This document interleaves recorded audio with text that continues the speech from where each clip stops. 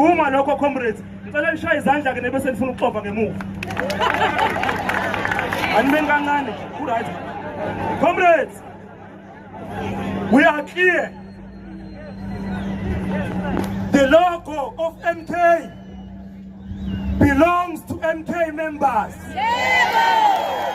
This MK is our own organization. It's an organization that does not belong to Hunevard.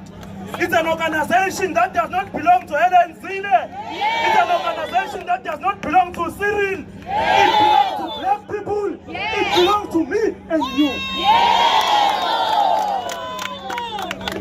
Umbalula wazinge MK.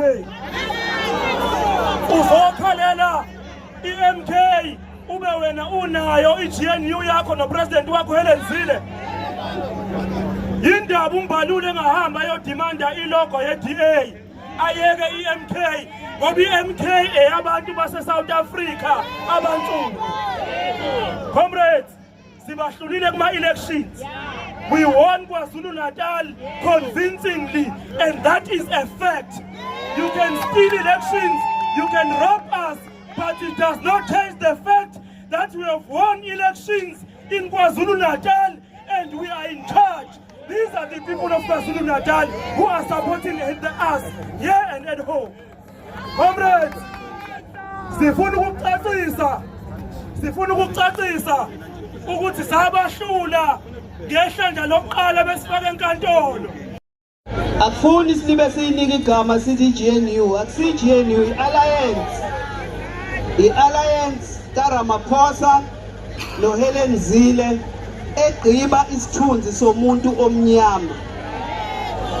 Singalinge siyibize ngegama elithi GNU ngoba i-unity suke sikhuluma nge-unity yomuntu omnyama elwele inkululeko yakhe.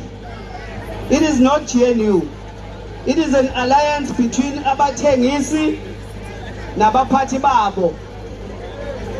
Njalo masikhuluma, we must be very clear, comrades. There is no unity, there is alliance between the sellouts, which is the ANC, and the whites that represent the interest zabo njengabantu ababenefita kuhulumeni obandlululo. We must define it. Sitting as ngisi, a beginning of wisdom in a revolution is to call something by its name. That is a sellout deal. Funeka sibe clear njalo masikhuluma. Uma sibona bemile lapha behlangene beyibiza ngeGNU, asibokwazi ukuthi abadayisi labo